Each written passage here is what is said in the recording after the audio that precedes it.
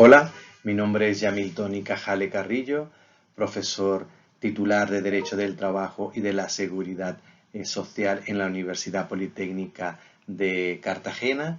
El objeto de este vídeo es presentar el manual Planes de Formación en Igualdad de Género. Este manual ha dado la luz gracias a la financiación del Pacto de Estado contra la Violencia de Género, que ha sido otorgado por la Dirección General de Mujer y Diversidad de Género de la región de Murcia. Este manual ha sido editado por Thomson Reuters a través de la editorial Aranzadi, en el que cuenta con 360 páginas, y en pantalla podéis observar el ISBN del mismo por si tenéis algún interés en este. El manual en sí está conformado por 10 capítulos y cada capítulo contiene preguntas de autocomprobación de verdadero o falso, con el objetivo que el alumno pueda comprobar si ha adquirido los conocimientos del mismo capítulo, y por ende se muestran las respuestas del mismo para que lo pueda corroborar y comprobar, y así como la bibliografía utilizada por si el lector tiene interés de poder acudir a la misma. Al final de la obra se presenta un glosario donde se están todas las palabras más importantes e interesantes dentro del mismo, para que el lector, la persona lectora, pues pueda ir a ese apartado y determinar y observar la definición directa de un término, y de esta manera se les haría más fácil realizar la lectura y la comprensión del mismo. Vamos a desarrollar cada uno de los 10 capítulos para que tengamos una idea de qué va el manual. En relación al capítulo 1, se titula Conceptos fundamentales. Comenzamos con los objetivos, donde siempre se va a señalar cuáles son los objetivos de este capítulo, para luego adentrarnos en las relaciones de género en la historia. En este apartado pues hará un corte de la historia a través de la historia contemporánea universal y la historia contemporánea española. Con ello damos una visión sobre los conceptos fundamentales de ello, para poder entrar al principio de igualdad como tal, donde se estudiará pues el marco constitucional del mismo, donde se hablará sobre la igualdad ante la ley o en la aplicación de la ley, o la igualdad en la ley o igualdad de trato. Seguidamente se definirá y se desarrollará la acción positiva, para luego adentrarnos en la transversalidad de las perspectivas de género, donde podemos encontrar un abanico amplio, lamentablemente, de discriminación que es interesante e importante tener en cuenta. Bajo este contexto se estudiará la discriminación positiva, la discriminación directa, discriminación indirecta, la discriminación múltiple y la discriminación por asociación. En el capítulo 2 comenzamos con los objetivos, donde se señalan cuáles van a ser los mismos para efectos de este capítulo titulado La regulación normativa, donde se emprende con la igualdad entre mujeres y hombres, dando un barrido obviamente jurídico para adentrarnos a las políticas de igualdad de oportunidades entre mujeres y hombres. Bajo este contexto lo vamos a enfocar desde el ámbito internacional, desde el ámbito comunitario y desde el ordenamiento español, donde hay una gran variedad de normas muy ricas para efectos de ello. En el capítulo 3 se estudiarán las teorías feministas, de igual manera como los anteriores se presentarán los objetivos del mismo, donde se hará una definición del feminismo como tal, pero para ello nos tendremos que adentrar en la historia y nos iremos a las olas de ellas para poder comprenderlas. En este caso iremos a la primera ola, que sería sobre la Ilustración, denominada de esa manera. Luego nos adentramos en la segunda ola, titulada Los movimientos sufragistas, y luego para entrarnos al feminismo socialista en este sentido. Y la última, la tercera ola, que sería el feminismo contemporáneo, donde finalmente se hará mención a los movimientos feministas en España, que ya os adelanto que han sido pues protagonistas en este sentido para que la igualdad entre hombres y mujeres pueda llegar a España, reivindicando pues todo el recorrido que se ha hecho y reivindicando pues esta igualdad entre ambos sexos.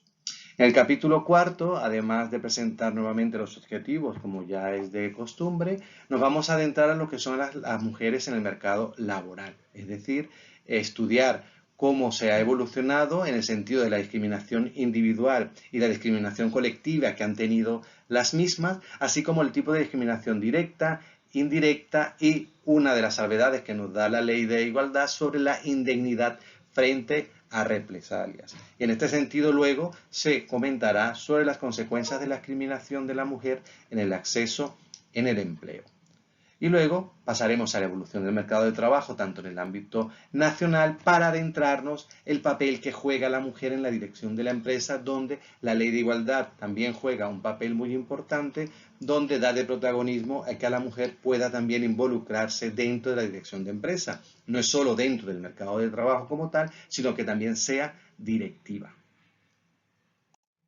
En el capítulo quinto, seguidamente de los objetivos, hablamos sobre las medidas para conciliar la vida personal, laboral y familiar, donde pues se habla sobre los descansos obligatorios. En este sentido, se comenta sobre los descansos diarios, el descanso semanal, las vacaciones anuales, el descanso durante la jornada y los festivos. Seguidamente nos vamos a la reducción del tiempo de trabajo por motivos de conciliación, donde lo vamos a dividir en dos bloques. Por una parte, la reducción de jornada por nacimiento, adopción y guarda, y por otro, la reducción de jornada por motivos de guarda legal.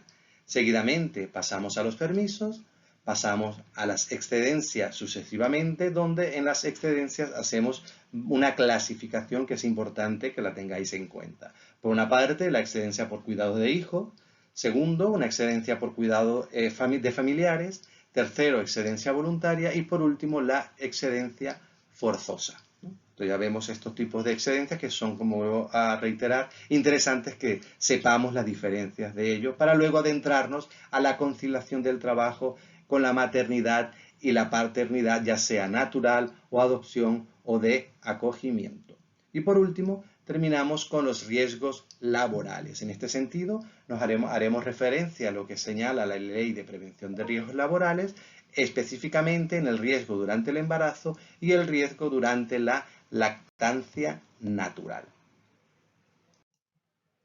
En el capítulo 6 ya nos adentramos a la igualdad retributiva entre mujeres y hombres, que seguidamente, tras dar los objetivos del mismo, nos vamos a la prestación salarial, donde hablamos directamente de lo que es el salario, dando una terminología existente en el Estatuto de los Trabajadores, es decir, los sinónimos que el legislador también le ha dado al salario.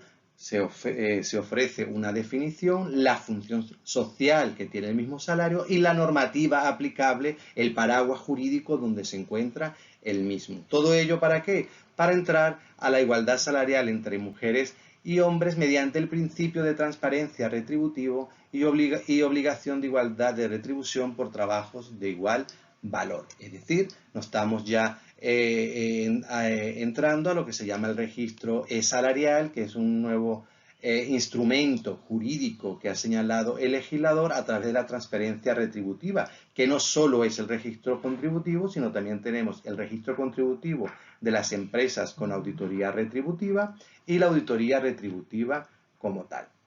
Posteriormente, se hará protagonismo los representantes legales de las personas trabajadoras, donde se señalan los derechos de información que tienen en relación a ello.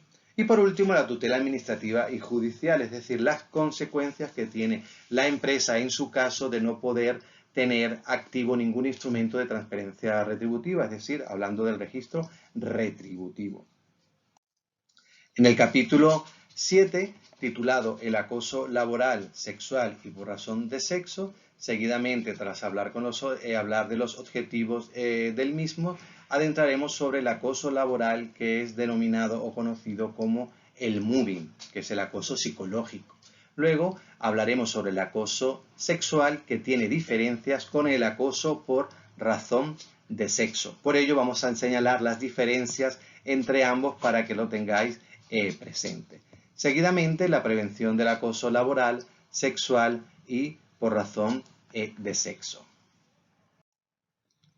El capítulo 8 titulado La violencia de género, vamos a señalar los conceptos que son afines a la misma, es decir, a la violencia de género, donde está la violencia familiar, violencia doméstica, donde hay varios tipos para que tengamos bien a considerar las diferencias de la misma. En este sentido, hablaremos sobre las diferencias entre sexo y género y la violencia de género directamente.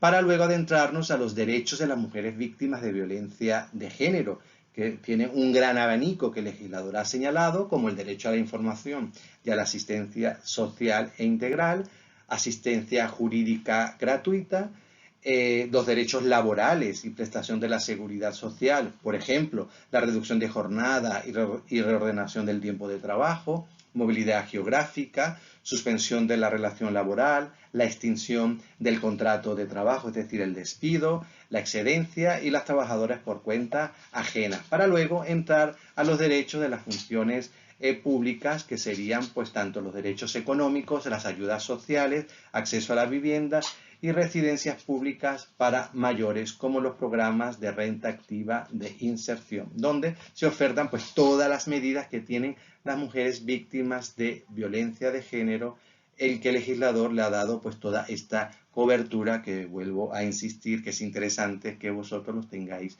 pues presente, tanto para que la podáis difundir. En el capítulo 9 ya no entramos a los planes de igualdad. Ya vemos que es un instrumento que el legislador en igualdad lo tiene para que las empresas lo realicen, donde pues entramos con el concepto del mismo para entender lo que significa, las características y la formalización del compromiso como tal, ¿no? Cómo la empresa se compromete a realizarla, y las fases de la implantación, que comienza con la cuantificación del número de personas trabajadoras en la empresa, el procedimiento de negociación del mismo, el diagnóstico, que es una de las primeras bases o pilares del mismo para poder saber cómo está la igualdad entre la empresa, como para hacer una radiografía, una foto del mismo. Luego tenemos el contenido mínimo que debe contener el mismo, obviamente, la vigencia, la revisión, el seguimiento, la evaluación y la extensión, para luego culminar con el registro de planes de igualdad, que ya se puede registrar al igual que un convenio colectivo. Por último, tenemos el capítulo 10, titulado Distintivo empresarial en materia de igualdad. Bueno, tras dar los objetivos del mismo, nos vamos a lo que define la norma en relación a la concepción y utilización del distintivo de igualdad en la empresa, donde se señalará la definición, requisitos, procedimiento para la concesión del distintivo, obligaciones, vigencia, la prórroga, suspensión, revocación, suspensión y renuncia voluntaria, registros de empresa. Y por último, los beneficios empresariales al obtener el distintivo de igualdad, es decir, los beneficios tanto generales como específicos. Con todo esto ya hemos presentado el libro, que espero que sea de vuestro interés, y os dejo mi correo electrónico. Muchas gracias.